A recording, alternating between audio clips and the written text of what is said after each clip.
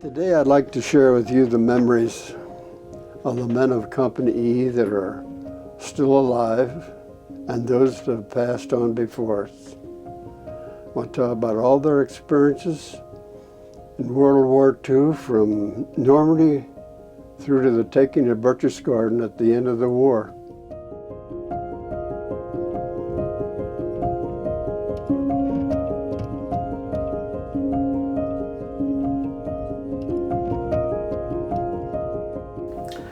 When we got the Major Dick Winters collection, it also included his media, which included a lot of VHS videotapes and cassette tapes of audio interviews. And we had them all converted to DVD form, such as this. And this one is really interesting to me. When Major Winters was asked to start speaking, this is right after the book came out. He, like some schools and some different venues asked him to speak, and he talked to Stephen Ambrose, like, you know, I'm being asked by all these people to speak. I'm not really a public speaker, but what should I do? And Stephen Ambrose, who wrote the book Band of Brothers, told Major Winters, if you're going to speak in front of people, I suggest you speak about leadership. So he started speaking at different schools, and what he would do is he would set up a VCR, and this is after the series came out when he started this process. He would actually play videotapes of Band of Brothers, the series, and they would watch a certain scene, such as the Brecourt Manor scene. They'd watch it for a few minutes, he would pause the video, and he would talk about it. He would talk about what was correct with the video, what was not correct with the video, and he would also talk about leadership styles. And he broke it down basically to 3 different styles. There was the leadership style of Herbert Sobel, which was lead by terror, basically, and then there was the leadership style of Ronald Spears, which was lead by fear and intimidation. And then there was the Dick Winters method, which was the correct method in his mind and in most people's mind. So he kind of compared those 3 leadership styles, and as I said, he would do it with a VCR, and he would go out and pause it, and it was a little awkward. Sometimes it would take a while to cue up the proper scene in the videos. So he went to HBO, and he asked them for permission to use some clips, and someone made him a professional quality video version of it. So basically it's stuff spliced together, and he made this video, and again, this was in his media files. It's absolutely amazing. I don't think it's ever been released, so we're releasing it, and part of the Major Dick Winters collection here, and I hope you really enjoy it. It's a fantastic video.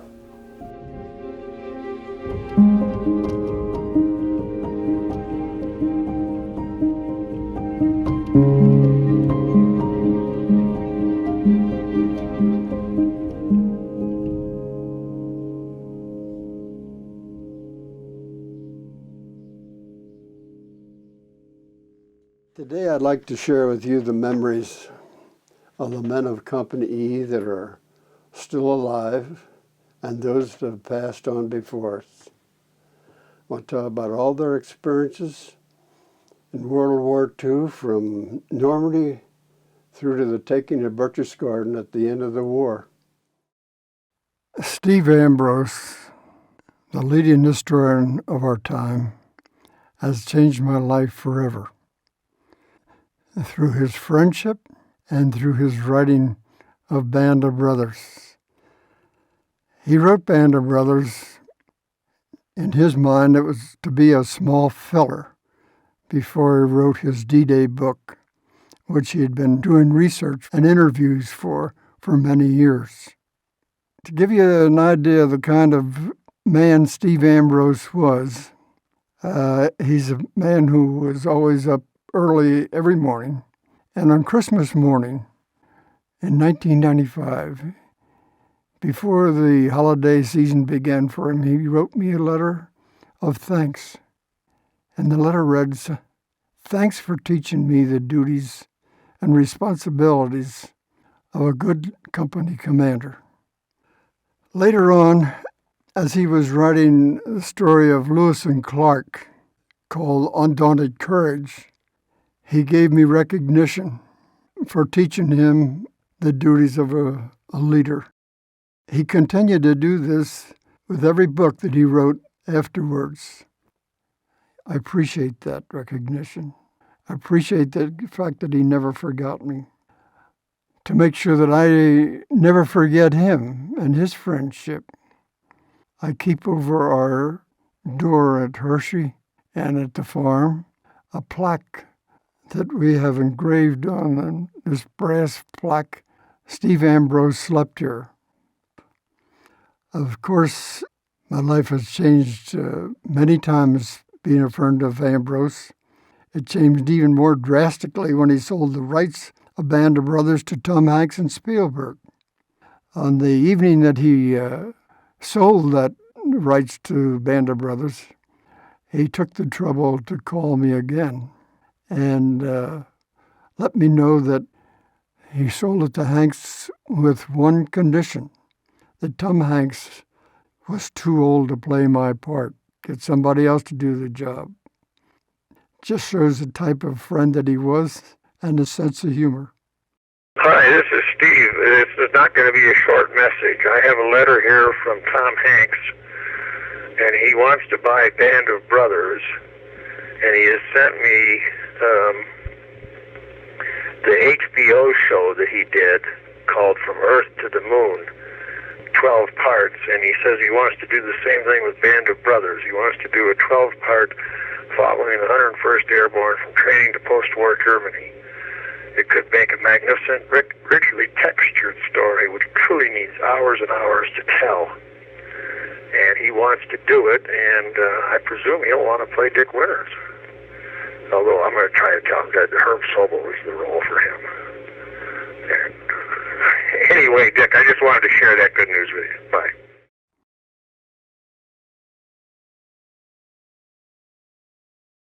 I'm pleased to have Stephen Ambrose back at this table again. Thank you. Thank you. I want to begin with this question for you. You are certainly the preeminent historian now about certainly World War II. It happened in a very interesting way. A phone call from Eisenhower gets you involved in working with him, which leads from the Civil War to this war. Knowing as much as you do, because Band of Brothers is going to be coming up soon. You were a consultant to Private Ryan. If you had to serve in World War II and wanted to serve, as I'm sure you would have, where would you have wanted to be? With the pilots? With the soldiers? That was way too dangerous with the pilots. With the men of the Navy? It was all dangerous. But where would you like to be? What would have the most appeal to you? Easy Company, 506 Parachute Infantry Regiment, 101st Airborne, because the commander of that company, Dick Winters, was almost a Meriwether Lewis. He was so good. And if Dick told me then, or he tells me now to do something, I don't say, wait, don't you think, or, wait, we should. I just do it. He has what? Character, of course, honesty, and a firmness of purpose and a direction to him. Mm-hmm. And he knows so much. He knows all of the weapons, he knows the men, he knows who can do what, he knows how to station them and how to lead an attack, and etc. He knows what a good company commander needs to know. So you don't have a preference for you have a preference for a man. Yes. You know, rather than it's not that you wanted to be a paratrooper. No. It's not that you wanted to be a rifleman. You wanted to be with him. I wanted to be under Dick Winters. That's right. Absolutely. Yeah, but you must be able to name 10 guys like that, or 100 guys, or not like him. I mean, Joe Dawson was another one who was just awfully, awfully good, and there were many others, Carwood Lipton, and so on. Right. But Winters stands out above all of them. Steve Ambrose's advice to me later was, Winters, in the future, always talk about leadership. So today, I'm picking examples of leadership in all forms from the series made for HBO, and I'm sure you'll be able to distinguish between the good leadership and the bad leadership. I'm Major Dick Winters, and this is what I remember.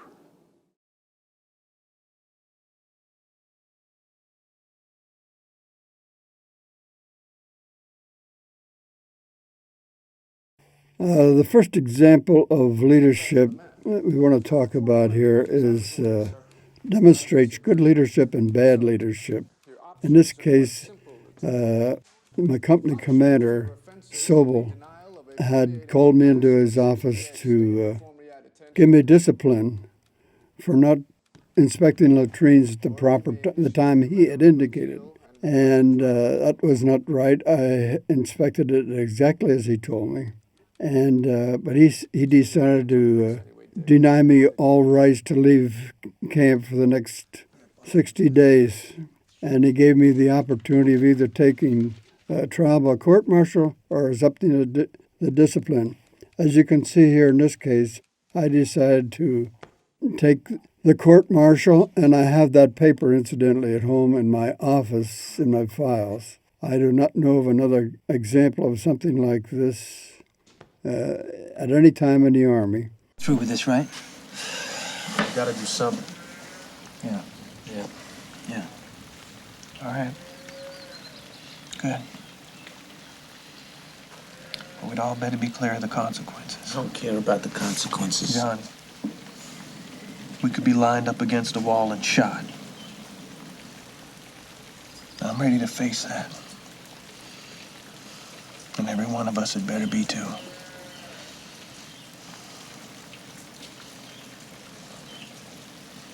I will not follow that man into combat. Me neither.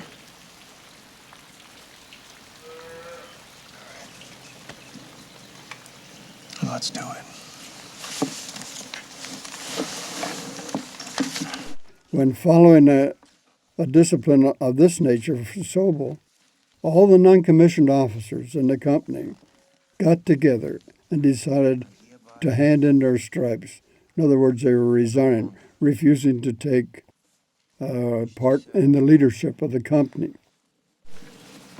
As a non-commissioned officer,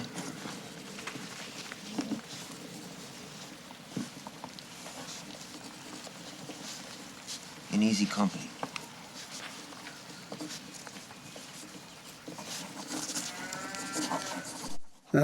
Immediately, this caught the attention of battalion and the regimental commander, and it presented a new problem of how to handle this. They were going through all the books trying to find a nice way out. As it worked out, there was no nice way out. And Colonel Sink called the non-coms in.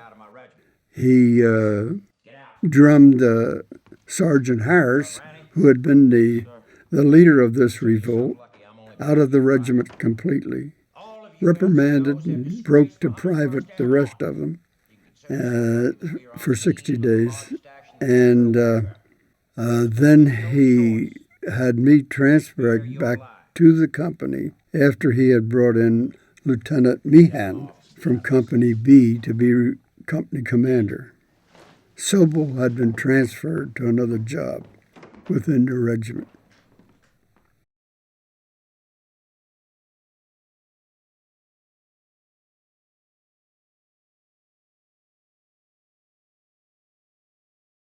The next example of leadership is demonstrated here in a reprimand that I'm giving Lieutenant Compton. Compton has been with the company for 6 months. The men like him very much. He gets along well with the men, but he's gotten into the habit of gambling with the men. My reprimand is that this is a poor policy, and it puts him in a embarrassing position, that if he wins, he must take from the men. Leadership, you do not take from the men, you give to the men. You give to the men in every way, your time, and you're consistent in giving to the men. You do not take from the men. Never put yourself in a position where you can take from these men.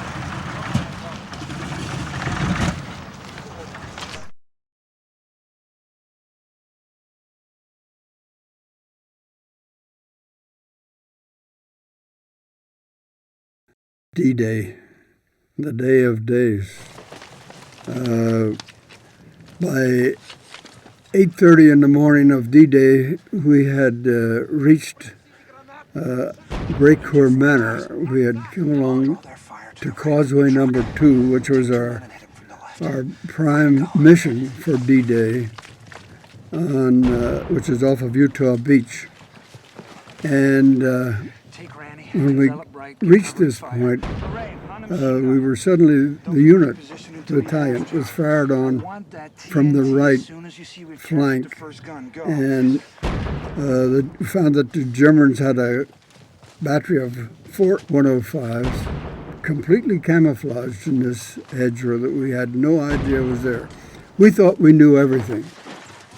From the aerial photos of the aircraft flying over there for months, we thought we knew where every position was that the Germans had. We did not know where this position is. Now, this is Hollywood that you're looking at here. It was not like this, I assure you. But put yourself in the position of a producer trying to film this segment. He could not possibly tell the story of a unit that was completely camouflaged and you can't see it. He had to put the unit, the German troops here, out in the open under that camouflage tent you're looking at, and to get the picture, to get the message to you. So this is how they depict it, how they present it for you. I went out ahead and made a scouting expedition first before committing the troops, and realized that there was a trench that the Germans were in. So I went back and decided to hit it on one end of the trench and take them on one at a time rather than making a frontal attack. So what you see here is we're making a flank attack and taking the first gun.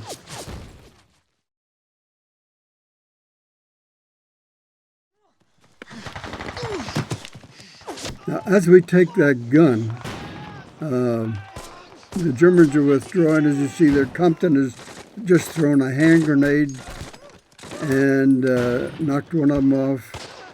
We wiped them all out as they retreated across the field. Next, you're going to see my friend Popeye Wynn, who has been hit in crossing the field in the butt.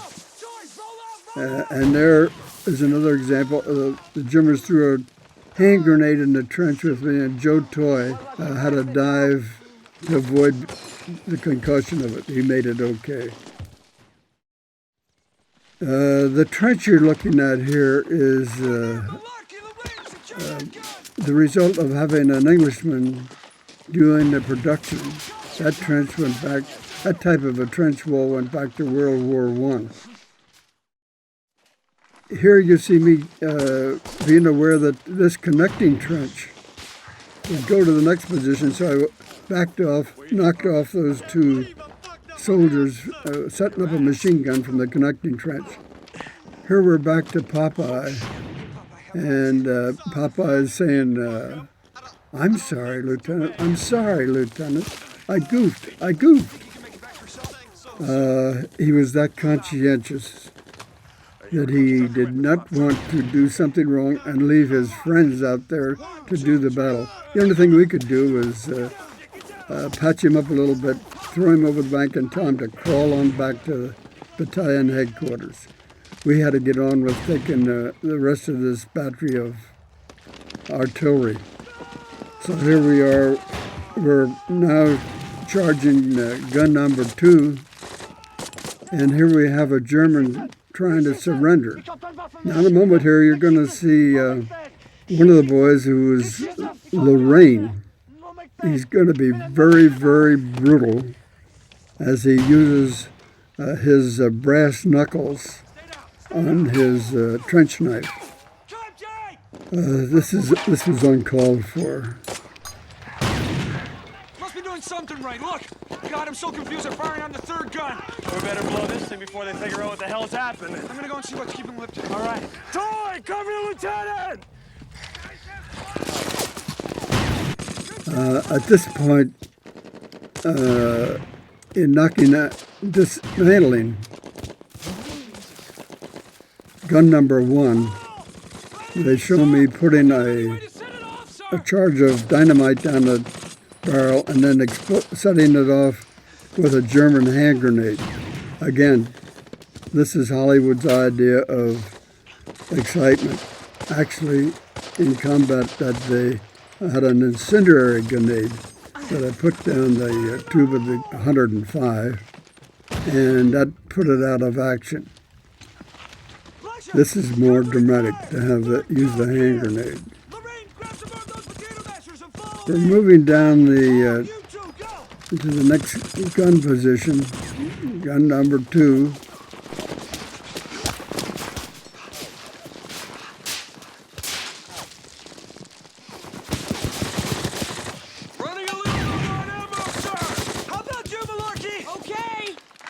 And I'm now giving orders to Compton and the rest of them that I want to move on to gun number 3.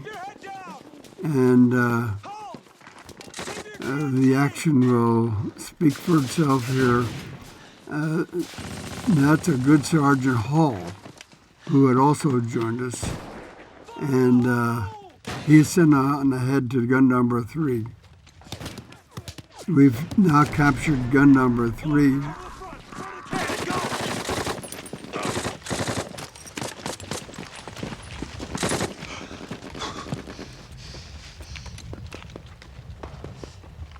I'm coming down the trench, going to gun number 3, and I find Sergeant Hall, who had gone on before me, a very good man, and he had been killed.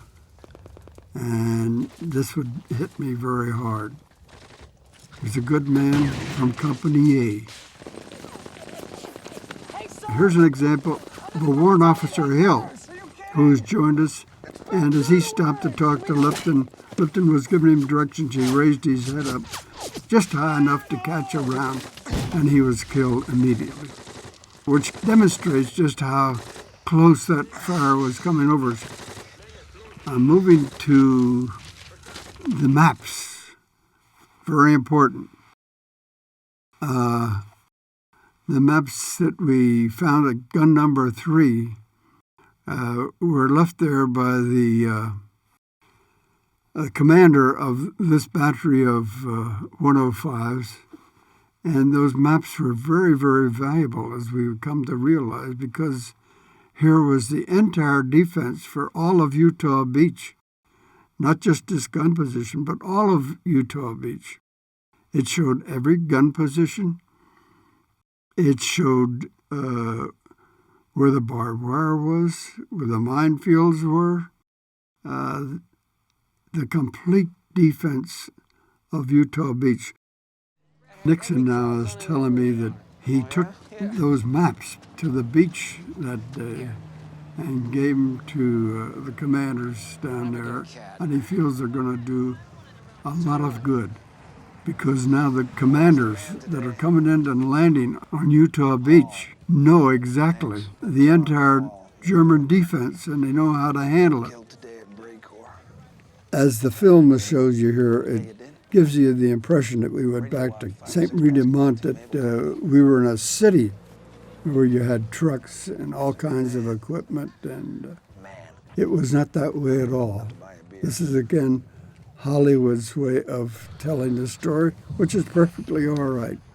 But actually that day, we were in a field outside of St. Marie-de-Mont, along one hedgerow, and the German 6th Parachute Regiment was located in the next hedgerow. So we were head to head, and they continued during the night to shoot their guns in the air and holler and yell, and it made you very uneasy because you didn't know if there was going to be a night attack, if they were going to come charging across the field or not. As it works out, they did not. But we were that close. We were not in a city like this.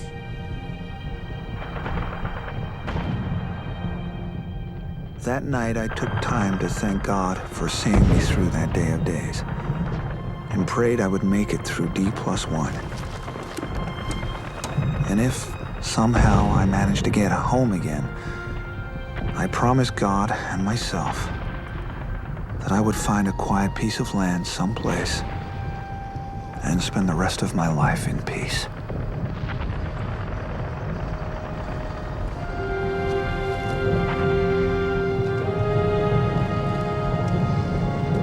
That was the real night of D-Day.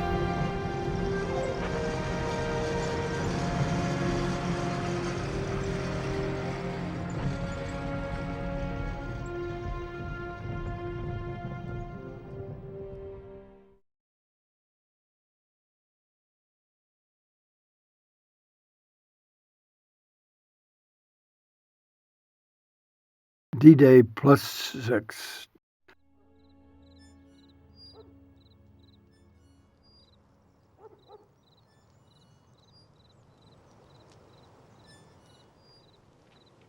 We have the mission of now taking Carentan. And in taking Carentan, I have the mission of going down this particular road that you're looking at right now, which has a gentle slope down into the town itself. And at the end of the road, there's a building. And in that building you're looking at there right now, the Germans have some machine guns placed exactly at the right place. As the men are charging down the road, they come under machine gun fire, and the obvious thing to do is to dive into those ditches alongside the road. But when they do that, they're head to toe, and as they go down, they freeze. They're frightened, they're scared, and they stay there. And Lieutenant Welsh is going on ahead with 7 men, and he is down in the town, and here we are. The men have frozen on the road to the town. So it became my job, my responsibility, immediately to jump up on the road and kick the first guy I had to kick was Sergeant Rader. He was at the head of the first one to stop. And when you're in a position like this, the men do not move until the guy in front of him moves. Rader was the first guy who had frozen. I kicked him in the pants and got him going. I went across to the other side of the road, kicked them in the man, screaming at them in a voice they had never heard me use before at any time in training, and back and forth across the road. All the time that I'm doing this, that machine gun has me as a target out in the middle of the road, the only visible target, and he's trying to knock me off. I have bullets bouncing all over the ground and around me. But the men finally do get going, and we get on into town. Again, you see me waving at them. The men are slowly moving out, and we're going into town, and we're taking that intersection. It's really an intersection on the southern end of Carentan. The Germans have this intersection zeroed in with mortar fire, and you can see the mortar fire hitting there at the intersection. This gave us great casualties, and before this day is over, Company E has 12 casualties from this particular action in taking this intersection. You are now looking at Private Blythe, who comes under there, is so scared, so frightened that he has combat fatigue. We'll talk about him in a little while. Here we have Sergeant Lipton, who has been hit by a mortar round. He's wounded in the face and the groin. Talbot comes over to his aid, checks him out, finds that everything's in good shape. You're okay, Lipton. Everything's right where it should be. and puts him on his shoulder, carries him to the first aid station. Beautiful job by Talbot. Now you're looking at Father Maloney. Father Maloney was the battalion chaplain, and he has given the last rites to the men who have fallen. He received a Distinguished Service Cross for action that day.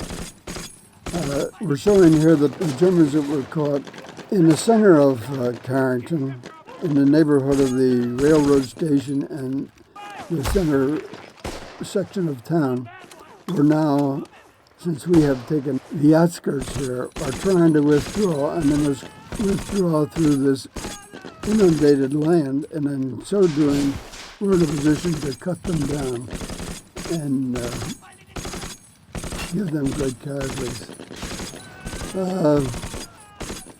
This indicates that we've made contact with the 502 on our left flank and sending word back by their representative, the man who has gone up to us.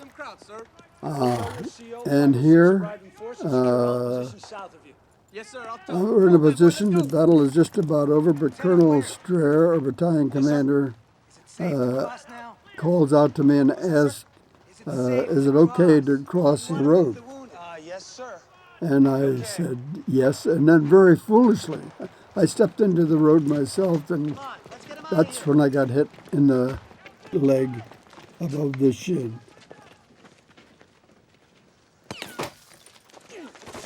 And I'm a little disgusted and mad at myself for being so dumb.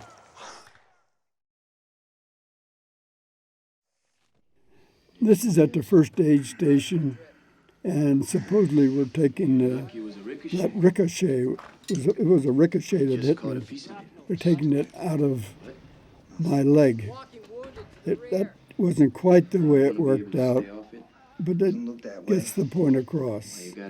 I'm getting first aid. I am not evacuated. I'm okay. I can bandage. They bandage me up, and I can continue on with the battle, which is the way as we went on through the war. This became the way all the men did. If they were wounded, and were wounded lightly, or they were recovered from their wounds, they stuck with the men and continued to work together. And this is why we're known as the Band of Brothers. Well, nothing. Except he can't see. Can't see? So he says. And this is a true story. He could not see.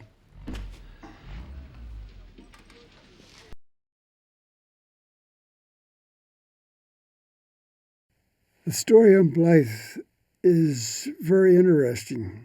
Later on in this battle for Carentan, the defense really of Carentan, later on, a couple of days, Blythe volunteered for a patrol, and he was, in fact, leading the patrol, out in front of the patrol, and he was hit in the throat, and being wounded. This time he was evacuated back to England. He recovered from the wound, and he never returned to the company. Can we get that bandage on? But later on in life, we realized that Blythe was a pretty good soldier. His career in the Army was extended into the fact that he joined the 82nd Airborne after World War II. And as a member of the 82nd Airborne, he was attached to the 187th Parachute Regiment and went to China. He made a career of the Army. He died while he was in the Army. He was deceased in the Army in Germany. And he was returned home, and he is buried in Arlington Cemetery.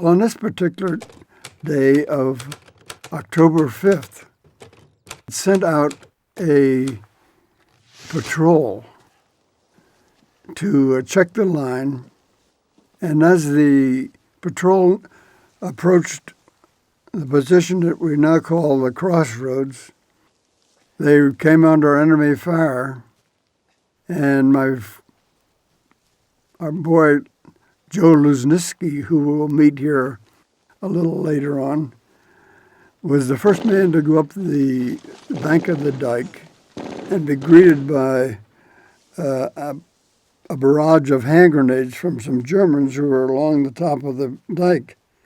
He returned the hand grenades and came back down, but that whole patrol was hit with this barrage of hand grenades from the Germans. And my good friend Jim Alley was hit with 17 fragments from these grenades. He's still living. He's with us. But he brags out today of saying he had 34 holes in his body, but actually was hit 17 times. That patrol came back to my company headquarters and reported in that there was a breakthrough along the dike. And the decision I made was to go up there immediately to check out the situation in the terrain.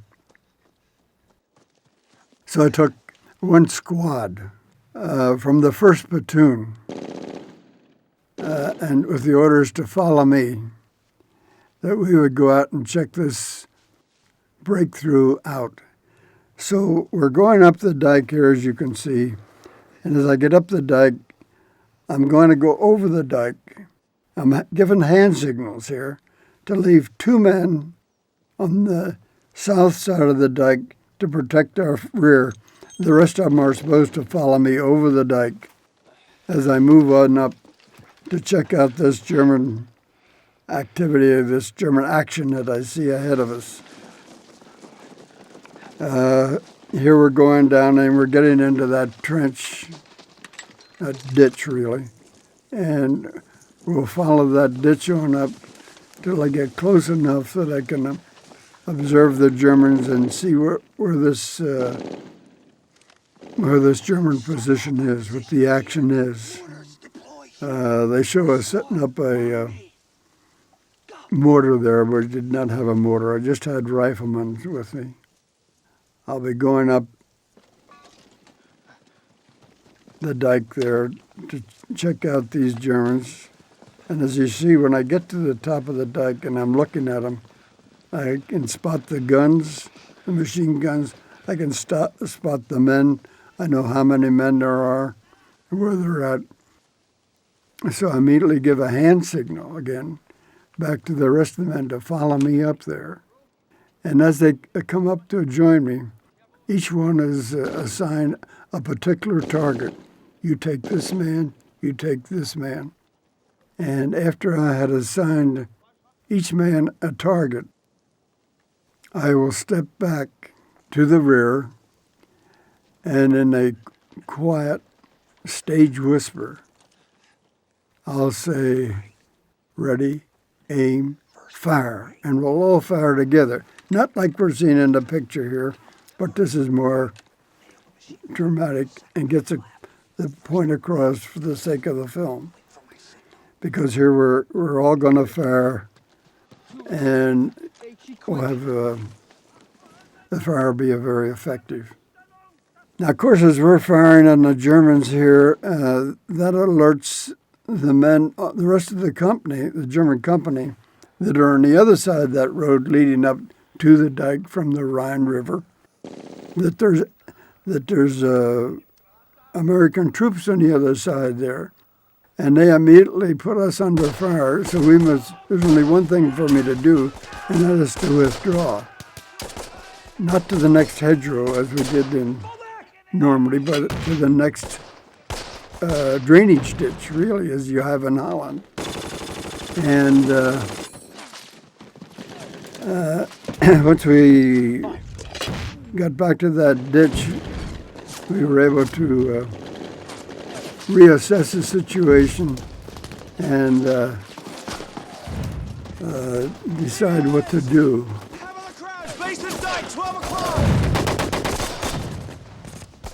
How many Krauts are left up there? I don't know. We got 7 in one blow. Bring up Boyle and Briccati! Go! Come on, fall back! Suppressing fire! Suppressing fire!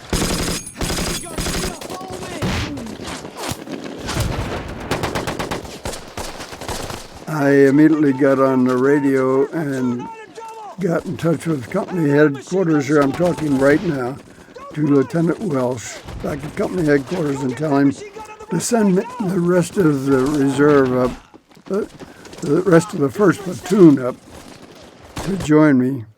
And also a section of light machine guns that's attached to us from the 2nd Battalion headquarters.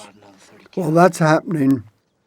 As you're seeing with me now, you're up, and I'm making another patrol by myself to assess the situation, decide what to do. And there's only one thing to do in this position.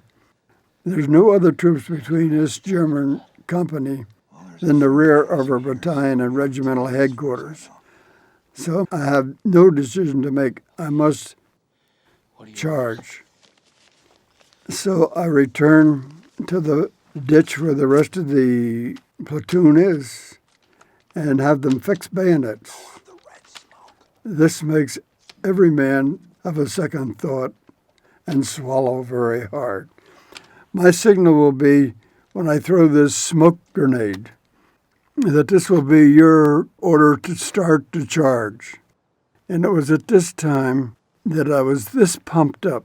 I've never been this hyper before in my life, that I ran faster across that field than I had ever run in my life before or since. And all the men who were in Company E and following me looked like they were moving so slow. Nobody was normal. I was the only one that was normal. When I get up to the road where the Germans are, and I get on the other side and I see that come in contact with the Germans, it was the same thing with the Germans. They were moving so slow.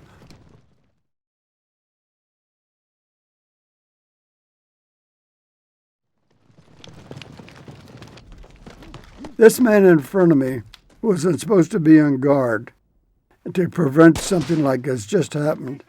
All I had to do was shoot him, pivot to my right, and I was shooting into the back of all the Germans who were laying along that dike, ready to move forward. In panic, they rose up and started to run away from me. And as they were running away from me, they ran right into Sergeant Talbert's squad that was on my right.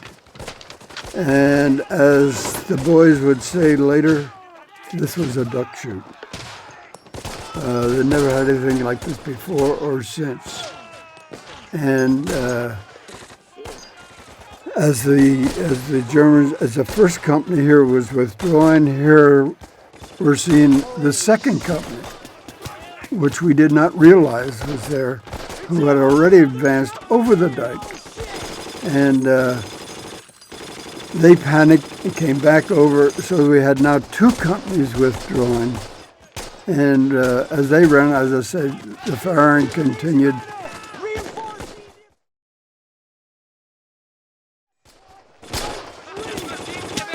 All this was taking place in the area of this windmill that you'll see in the background at this point. The firing continued as the Germans withdrew to the next road to give them an avenue to retreat to the Rhine River. And this gave me an opportunity while the retreat was going on to get on a radio and get artillery fire on that particular road, which you see here was very effective. It was perfect artillery fire. It was supplied by the British Second Army, incidentally. And as a result, the casualties were very, very high. I would like to point out that this German unit that we had run into in this action had actually moved into Arnhem a few days earlier. It was the 363rd Volksgrenadier, and it was a division. They had moved into Arnhem to take a few days' rest before being committed. This unit had been in action in Normandy, and then, like ourselves, they had been withdrawn, had replacements, been retrained, and this was their first commitment to combat. And their mission for this division this time was to come up, cross the Rhine River, and wipe out the 506 on what is known as the Delta. Next, I want to share with you some memories from a good soldier, Joe Lesniewski. He was a real soldier. Like some of the officers, I don't think I would follow them in the water. But he was one of the best. And this is Popeye Wynn. You met him in Normandy when he got hit in the butt. I would just like to say a word about Popeye. The kind of a guy that apologized on D-Day for being hit and having to leave the company. This same guy went back to England, was in the hospital, he recovered. He was not completely recovered by the time we had been given orders to pack up that we were moving to Holland. But he managed to go AWOL from the hospital and come back to join the company. And he still was that sore from this wound to his butt that he could not sit down and be comfortable. So on the flight of the plane from England to Holland for the jump, poor Popeye had to stand all the way. That tells you what kind of a soldier he was. He was a man. He never thought of not being first or sending somebody in his place. I don't know how he survived.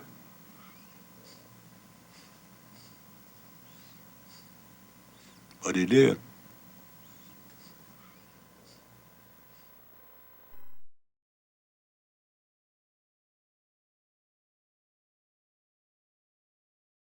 The next example here is the handling of prisoners of war. You're looking at Liebgott here, who was a very good soldier, but he was a killer. And as a killer, he had the reputation that he picked up in Normandy of killing prisoners of war for no reason whatsoever. In this case, I have 11 prisoners of war here, and my mission is to get them back to battalion headquarters and get them back there alive. Liebgott is wounded, a slight wound. I've given him the job of taking them back to battalion headquarters, but I want them all alive. So the way I handle that is I say, Liebgott, empty your gun. You have one round, live round. If you shoot one man, one prisoner, the rest of them will jump you and kill you. Liebgott, being Liebgott, blew his lid and was highly incensed and very upset. But there was nothing he could do about it because I was standing on top of the dike and I had my gun at my hip pointed straight at him because I had no idea how he would react here. He was just that kind of an emotional guy. He could have turned on me, but he didn't.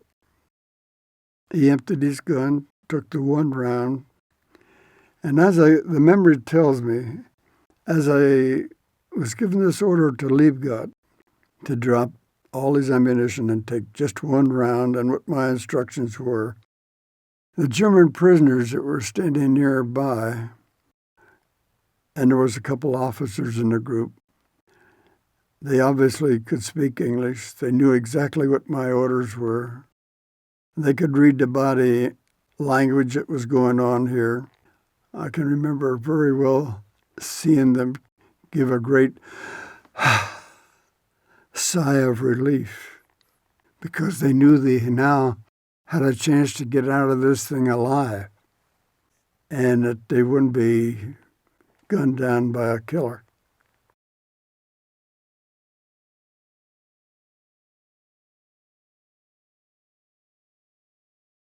Bastogne.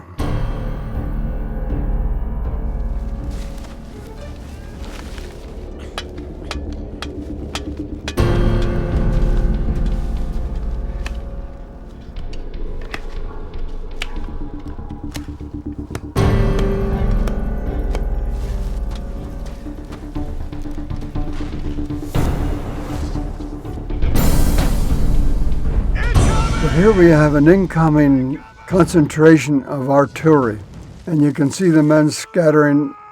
The only thing to do in a case like this is to look for cover, and you look for that foxhole you might have or any depression. But if you live through a concentration like this, you'll never forget it for the rest of your life. But I don't think you'll ever be quite the same either the rest of your life. The trees you see falling there, some of them will come across foxholes, and as a result, the men have to be helped out from under that foxhole. You can't explain it. You cannot exaggerate it. We're looking right now at Lipton in a depression, and he's bearing out this concentration. And the trick is that when you're a good leader, as soon as the field for that last round and that concentration leaves, you get up. We're looking here at Joe Toy from Reading, Pennsylvania.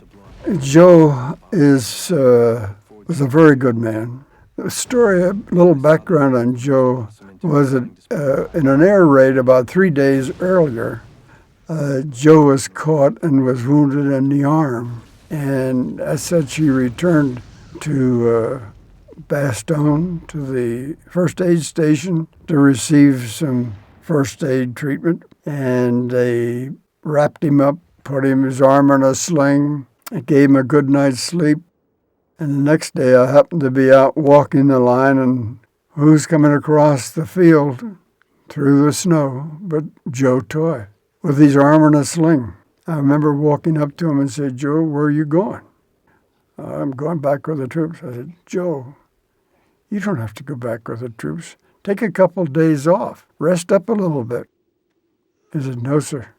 I want to be with my buddies." Again, we stuck together through thick and thin.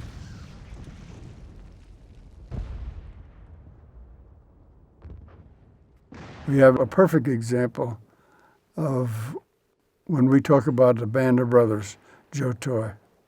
Here he's been hit in this barrage. He's lost his right leg.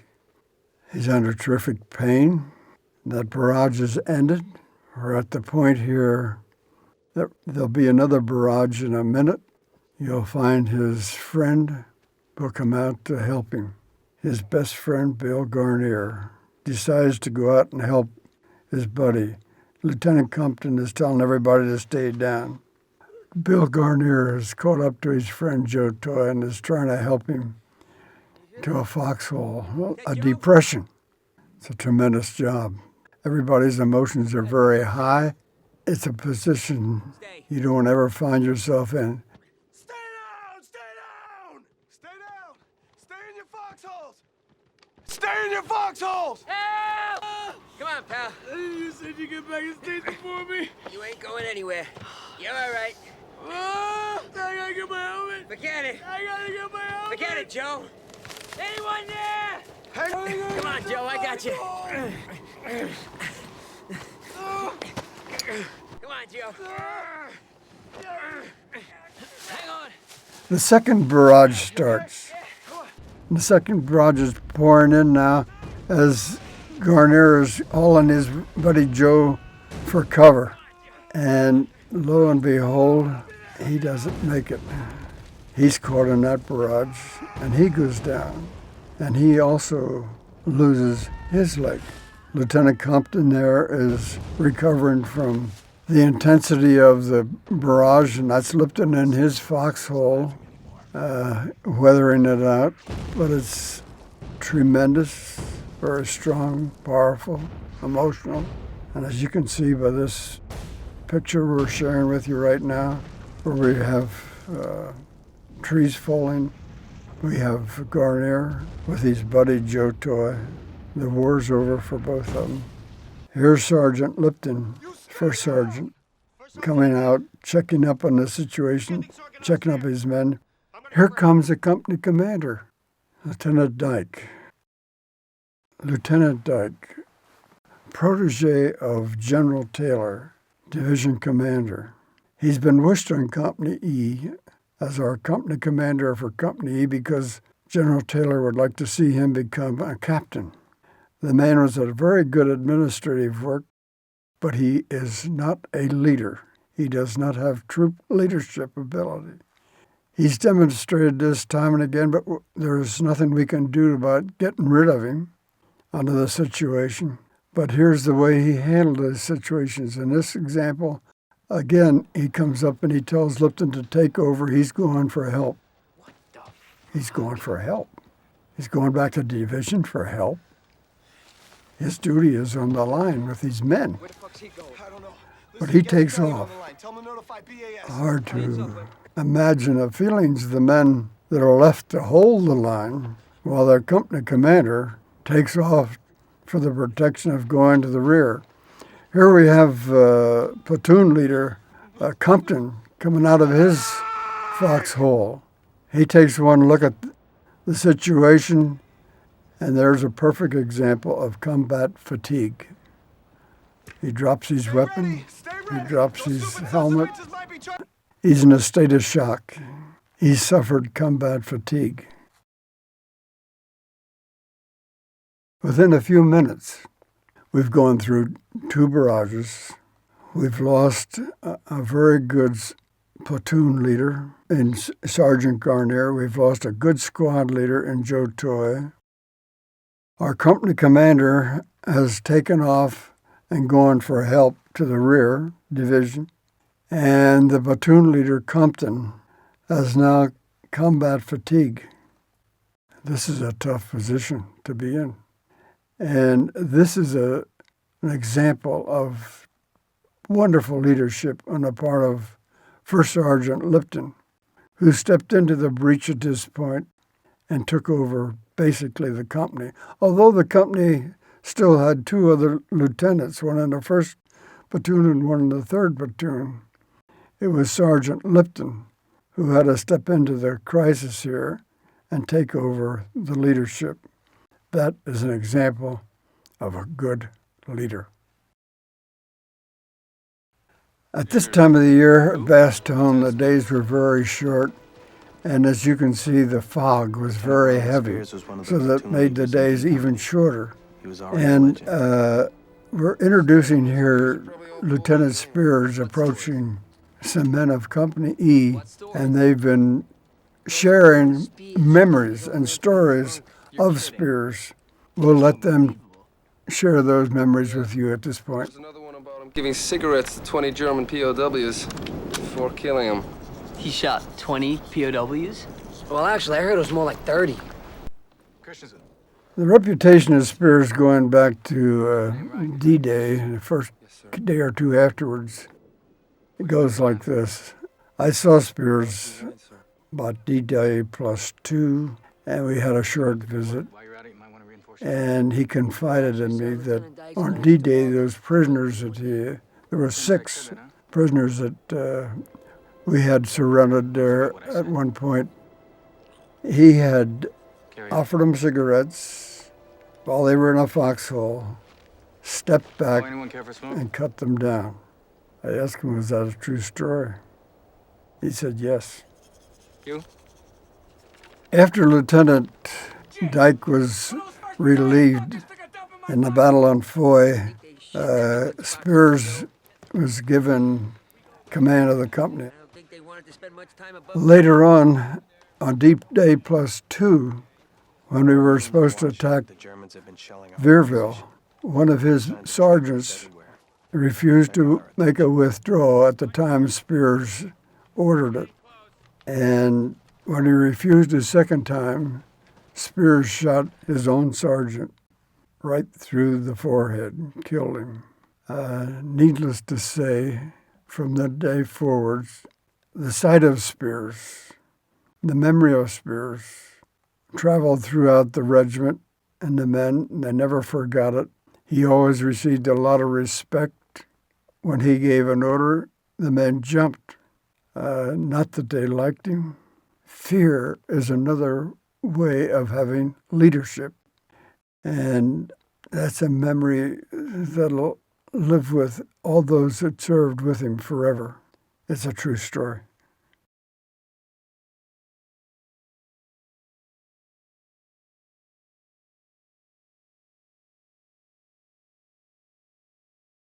We're at still a Bastogne here. On this example, we're going to have share with you our points of leadership that occurred during the attack on Foy. Here we see Sergeant Lipton reporting to battalion headquarters. He's reporting to me, and he's sharing the fact that once again, Dyke has pulled out and left the men during a point of crisis during the concentration.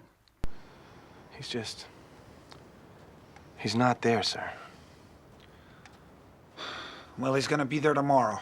Yes, sir, I understand he will be there physically. But tomorrow's going to be the real deal.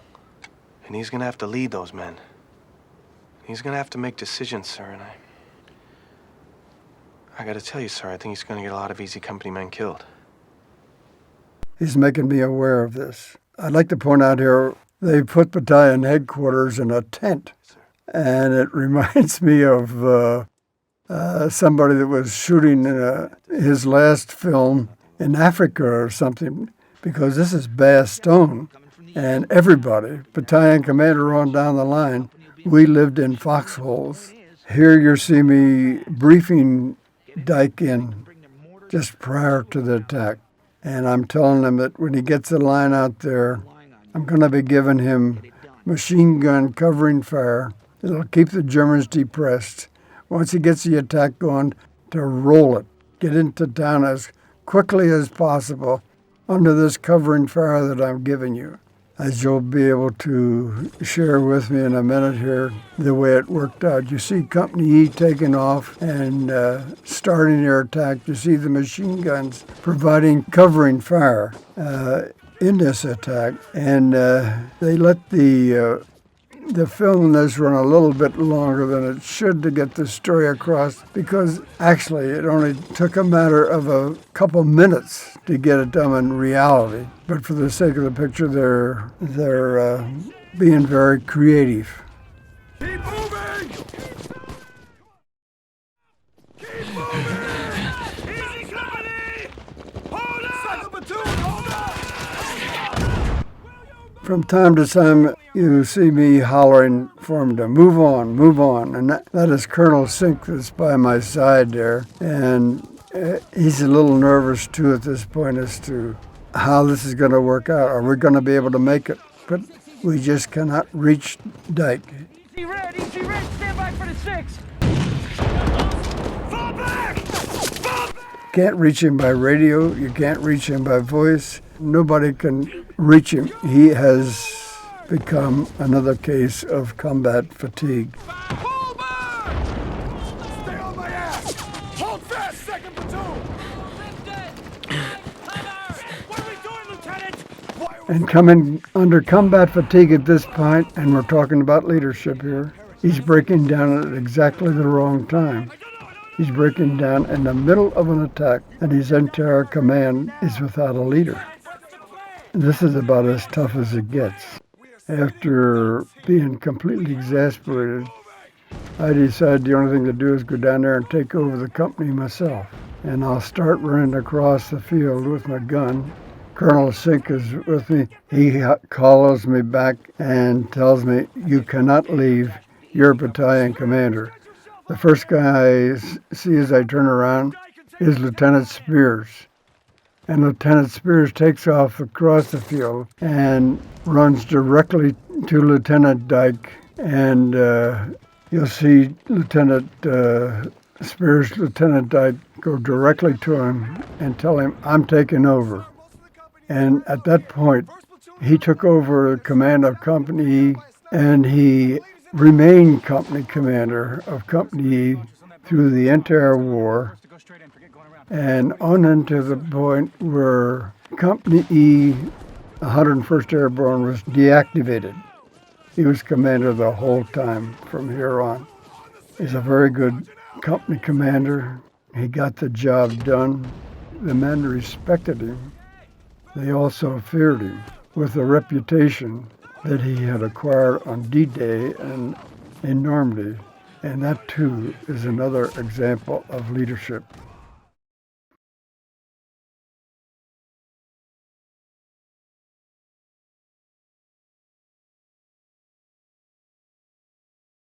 We're at Haguenau, Alsace-Lorraine. The situation is that we've come directly from Bastogne to Haguenau and are holding the front line once again. That's the Motor River that you see in front of me there. And we're on the west side of the river. The Germans are on the east side, and we're in a defensive position here. We're pretty well shot up. We've lost about half our men in Bastogne once again. And before this action that I'm sharing with you here, the night before, I had been told to send out a patrol to bring back live prisoners. I'm very proud of that patrol. It went out the night before, and that was Company E that took that patrol. They went back out and they brought back live prisoners. The very next night, Colonel Sink comes down and joins us, and that's Lieutenant Nixon with me. We'll share with you the orders I'm receiving for tonight. The question in my mind, and I think those of us that had to do the job, was what good will this do? What possible good would this do? To go over there and bring back a soldier off the front line. They don't know any more than our privates do on our front line as to the overall situation. We're well into the war. We have the feeling at this point that the war is about over. And it's not what the situation is on the immediate front line that's important. It's the overall picture. And here you're asking me to bring back a couple privates. It doesn't make any sense. I lost a man the night before on that first patrol. We brought back 2 live prisoners. Again, I'm being asked to send back out a patrol tonight. The only thing is the situation has changed dramatically. In fact, the terrain that I'm looking at here is buildings, but the situation at that time was I had to cross an open field with men to get to the enemy's lines. The weather had turned cold, and the snow that had been melting had now frozen, and there was a crust on top of it. To walk across that crust, the crack of the ice could be heard a mile away. So any man sending men across that field of ice would be like sending them to their death. There's no chance you could surprise the enemy. What do you say to a direct order as an officer? Yes, sir. It's the only thing you can say. And I said, yes, sir. And thinking it over, I handled it in my own way. I handled it as I thought was reasonable. So the job was to brief the men in for this patrol tonight. So in talking to them, I explained it that tonight we're supposed to be sending out a patrol to bring back live prisoners. I feel it is absolutely impossible. We're really losing a lot of men. If we do it, I would like them all to sit down, go to sleep, forget it. I'm going to fake this patrol by calling for artillery fire throughout the evening, supposedly leading them into the objective. However, if any one of them ever talks about this and shares this story afterwards, I am a dead duck. One little memory, one little story on this particular example, and this story that happened later on at a convention. I think it was in Tennessee some years ago. I'm sitting on the side of the room, and one of the soldiers there came over to me and sat down beside me and said, "Sir, I don't know if you remember me, but I was in D Company at Haguenau." I said, "No, I don't, but glad you come over and introduced yourself to share memories." He said, "Well, I just want to tell you, sir, I never forgot that patrol in Haguenau that you called off and told us to lay down and go to sleep. It's not necessary to explain that if you don't follow a direct order, what's going to happen to your reputation, what's going to happen to your career. Anybody who had any thoughts of being in the regular army or staying in the army, forget it. You're not going to be around. You're lucky if you aren't court-martialed." The men, incidentally, as I made this announcement to lay down and go to sleep, and the fact that if they ever talked about this, I would be a dead duck. Again, the only response I got from them was a loud as they laid down, because they knew they would live through another day. That is the story of the last patrol.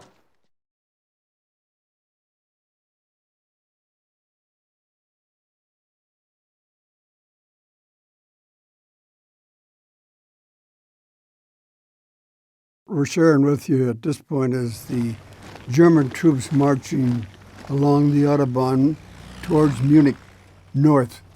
And we are going south towards Berchtesgaden. Notice the German troops are marching. Here come some horse-drawn vehicles. And the reason they're horse-drawn vehicles, the Germans had run completely out of gasoline. They were stopped completely. Right now, I'm entering Buchloe, which is a small community south of Munich. We're unloading the trucks. I'm going to be stopping here for the night to set up battalion headquarters. The first thing you do when you set up battalion headquarters is you send out patrols to make sure your flanks are secure and that you have contact with the troops on the right and the left.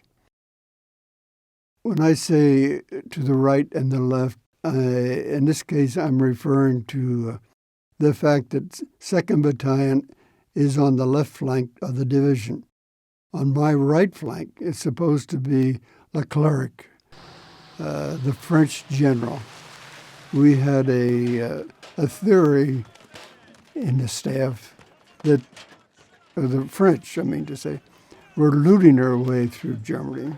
And as they got a truckload of loot, they would take off and they would go back to France and take it home and then come back. And then, lo and behold, they would be on our flank again. Also, when this French colonel would catch up to us to keep contact, I was always amazed at the fact that he always had with him a beautiful, beautiful young lady. And there was no such thing in our army. My traveling companion, my assistant, was Nixon. The patrol, advancing through the woods, scouting this out, are stopped and they're stunned. They're seeing something that they have never seen before. They can't figure it out. So immediately they send back to battalion headquarters Frank Percani, Sergeant Frank Percani. And he's in Buchloe at this point. He's looking for me. Hey guys, anyone guys see any of the officers holding Nixon? No. He's going to tell me that they've run across something that they have never seen before, and he would like me to go with him immediately and tell him what to do. So I took Lieutenant Nixon and myself. We got in a Jeep, and with Frank, we went to catch up to this patrol in the woods. And when we got there, we found these prisoners behind this barbed wire fence. Never seen anything like this. As you tried to look them in the eye, it was like looking in the eye of a beaten dog. They would hang their head. And they were obviously half starved to death. And frankly, at that very moment, I said to myself, now I know why I'm here. I realize what this is all about.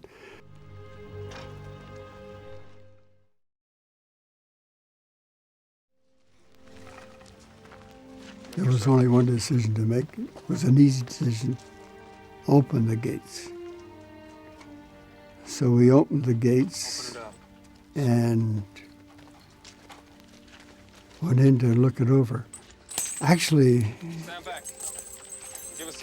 this is a picture that we're going to be sharing with you here that was put together by Spielberg. Spielberg is the man who gave us some years ago Schindler's List. Did a wonderful job then. He's done a wonderful job in this. But in depicting this for Band of Brothers, this camp is far larger than we had at Buchloe to tell this story. But the situation, despite the size, is exactly the same. The folks at our Buchloe, some of them took off and went down through town to try and loot some food. I can remember later on seeing one of them with a tall hat on. Here you'll notice some soldiers walking along with their handkerchiefs over their nose. They're experiencing an odor like they've never experienced before. And you'll understand in a few minutes the reason for this new odor. It's something we had no idea that a condition like this existed. I had Liebgott as my interpreter and tried to find out, get an idea, what am I looking at here? What is the situation here? And it didn't take too long to get the situation as it existed. And the man here we're shown will be telling us that this is for the elimination of all Jews. Of course, in addition to eliminating all Jews, they also had in these camps anybody who disagreed with Hitler's policies at that point. They were thrown in these camps as well.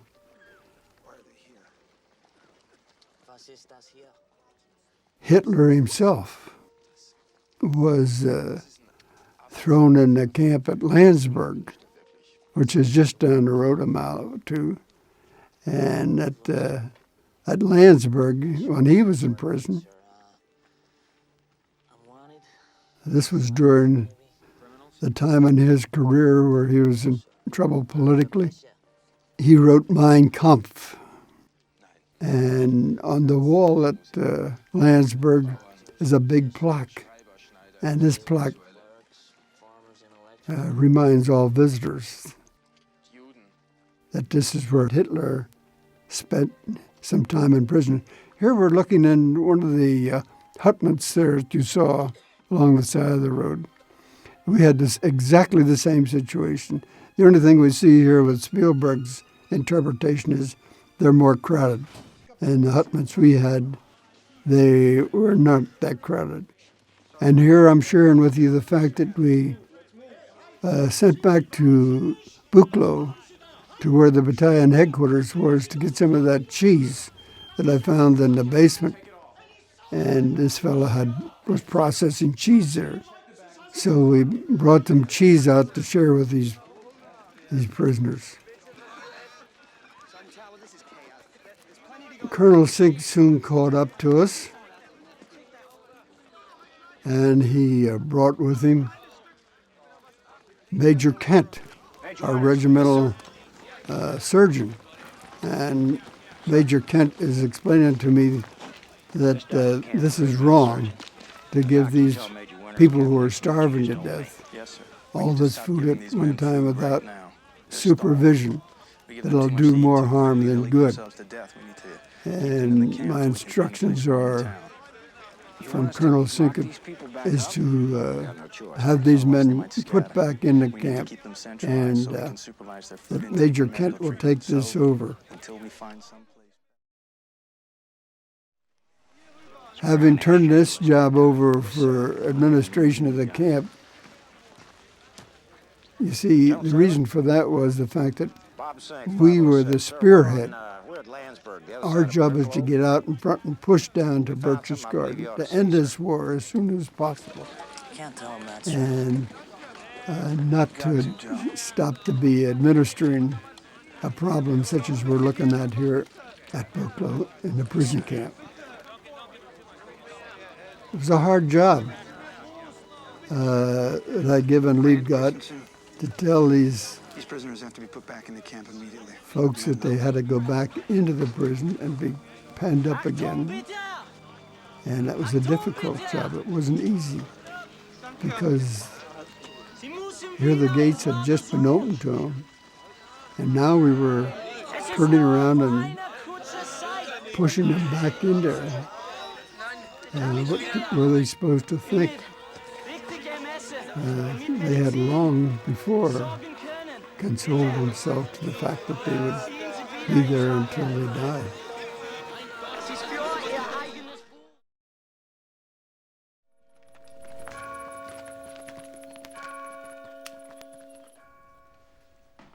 I'm now about to give Nixon update on all the information that I have at this point. Yeah, well. Heard from division. Pointing out to Nixon that General Taylor has given the orders that as of tomorrow, all the people from the village of Landsberg, etc., in the community will be forced to come to this camp to help clean it up. And by cleaning it up, I mean that will involve the cremation, the burial of the dead. They say we're exaggerating. Well, they're going to have a hell of an education tomorrow. And it'll be a job that must be done. Also pointed out to Nixon that our orders will be to move on to Berchtesgaden. Here we see pictures of Nixon going back to the camp. The reason for sharing this with you is to make sure that you know or have a feeling of what martial law means, the definition of it.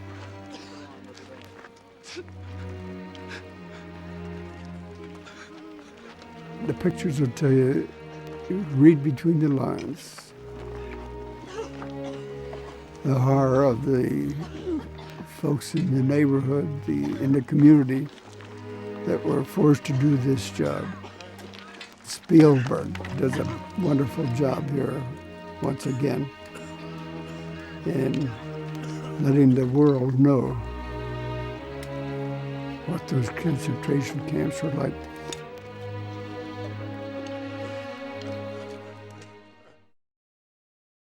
I now want to share with you from Heroes of World War II pictures from a real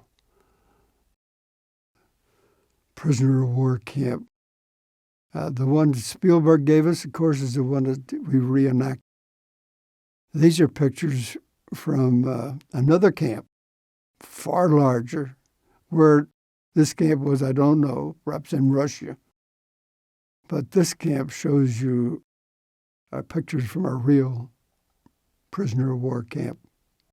And again, I say, they'll basically speak for themselves. Not prepared for it. We had no inkling that there was anything like this. We had seen displaced persons, but to see a concentration camp like this with people starved to death and in the last stages just before death, this was terrible. And describing your feelings about what you're seeing, you cannot tell the story in full. You cannot exaggerate in any way. Here we're seeing how they've taken the bodies and they put them in these ovens to cremate them. And on the one side here, we're seeing how as you pull out the bones, and the other side of the building, you'll see piles of bodies that will be cremated next. Civilians, again, shown what it's like in a concentration camps. You can't imagine, you cannot imagine anything like it, let alone trying to describe it. It's inhumanity, indescribable. This was terrible. And it leaves anybody who saw it, it leaves a memory that you never forget. Yeah, that's the Holocaust.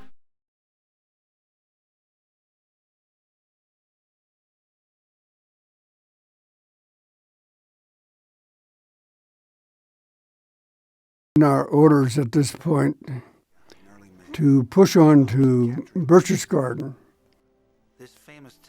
506 is on the right flank of the division, and 2nd Battalion is on the right flank of the 506.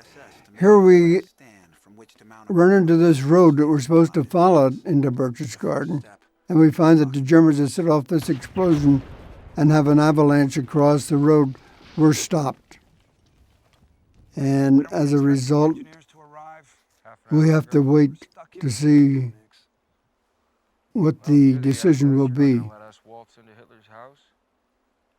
Leclerc, the French general, is still on our right flank, and he's anxious to get in Berchtesgaden as he was anxious to get in Paris originally.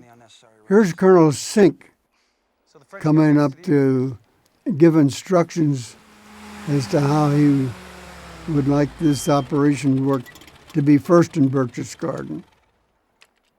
Colonel Sink will tell us, you outflank this operation and you get Berchtesgaden first. And if you do, put a double guard on Berchtesgaden Hof. General Taylor would like that as his headquarters. So this is my orders, and we're lucky enough to be able to outmaneuver the others.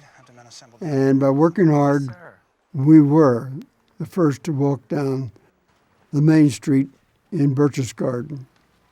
I'd like to introduce at this point a platoon leader we had in 2nd Battalion. His name is Lieutenant B.F. Stapelfeld. He comes from the Altoona area here in Pennsylvania, and he was the first platoon leader in Fox Company. He joined us for Bastogne and did a good job. And later I was to find that as we moved along, this was a man who was very meticulous, and he kept a diary each day, conscientious. For example, on May the 3rd here, he points out that we were in Thalem, Germany, and we were at the foot of the Alps, and we leave that morning at 9:30, and our destination is Berchtesgaden. And this is the first time he has seen Edelweiss. Then he notes next on May the 4th that we stopped at the wayside, 35 kilometers from Berchtesgaden.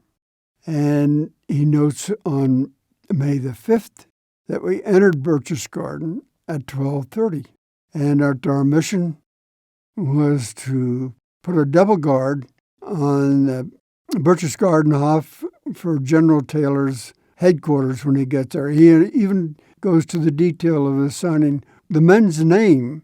There were 6 of them that they had on that particular guard.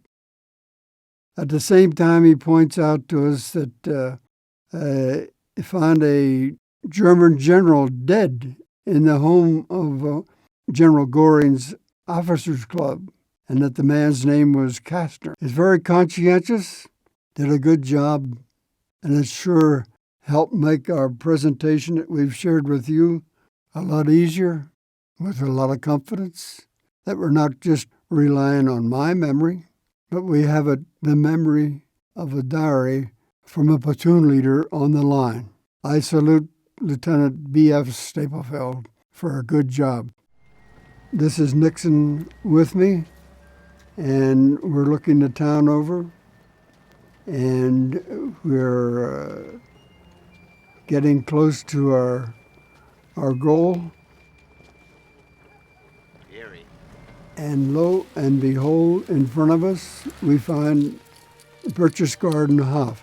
I assure you, Berchtesgaden Hof at that time was a lot more elaborate than they're showing you for Band of Brothers.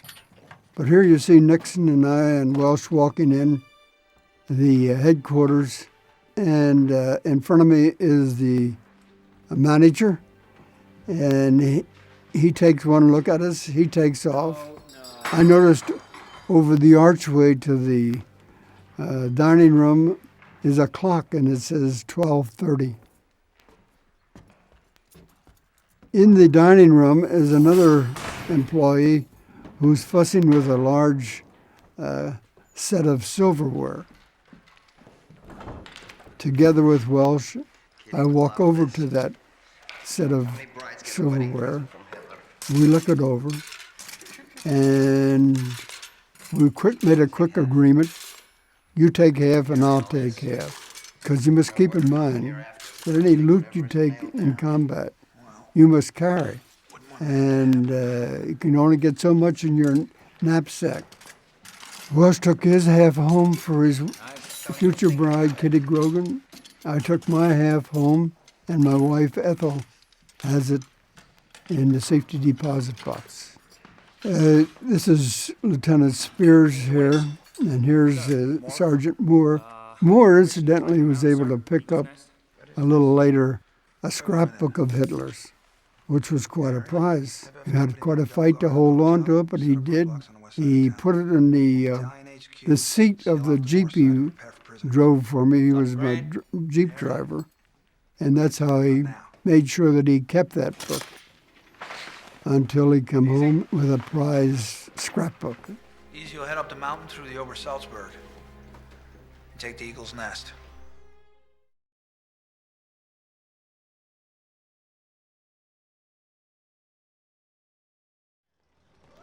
For the Band of Brothers, we're showing the troops moving on up to the Eagle's Nest. Not so in 1945. Our main mission was to secure the village of Berchtesgaden. And we did that by setting up roadblocks and stopping all movement of any troops or civilians.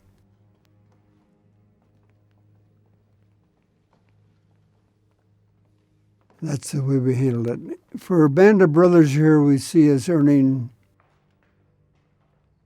the Eagle's Nest and looking it over. It's a beautiful spot. They're going to show us finding a dead German officer. Actually, this officer we found at Hermann Göring's officers' club. He was a suicide. bullet hole in one ear and out the other. His name was General Kastner, two-star general. This is Walter Moore's scrapbook, which he picked up also in Hermann Göring's Officers Club. We're moving along to a few days later, catching up to Nixon, Welsh, the boys, to give them the latest news from division. And that news, of course, is that the German army has surrendered. VE Day, a day we've been all fighting for. Now, the wars might be over for the people back in Times Square, and they can celebrate. But for us, we're in the middle of the German army. Here we're sharing with you my taking Nixon to Göring's Officers Club. Göring's Officers Club was very elaborate, nothing like we're seeing here in this picture.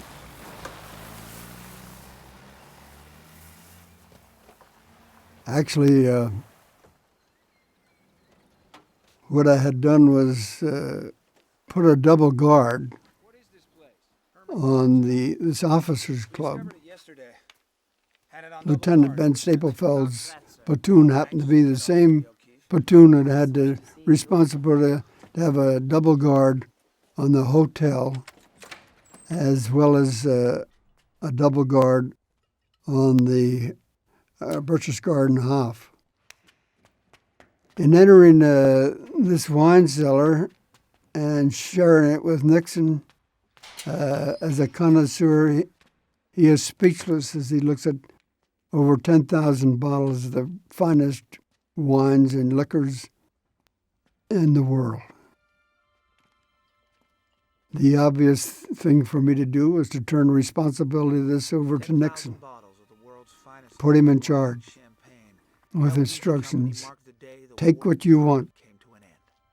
Have each company load up a truckload of liquor. That'll be 4 truckloads. And when we move out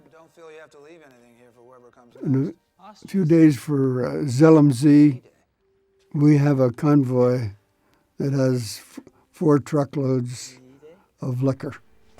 Victory in Europe. The morning after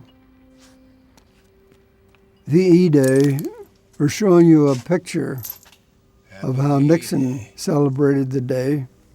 After looting the wine cellar, he has himself surrounded by his loot. And this is his condition the next day as he wakes up, which tells how he celebrated VE Days.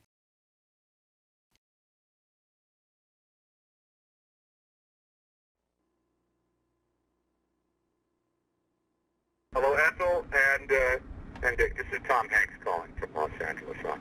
On Sunday, it's about 4:15 my, 4:15 your time. I'm just calling you on Sunday, of the day of the big premiere. I'm sure your phone has been ringing incessantly, quite off the hook. I got this number from Eric Jenderson, who gave me a call there in the week and compared notes and everything. And I'm just wishing a peaceful and as relaxing a weekend for you both as possible. Look forward to tonight. It's going to be quite a magnificent thing. It's quite a heady day on Friday as many of the reviews started coming in. And it's exciting all the way around. But I hope you're both well. I hope you're both relaxed.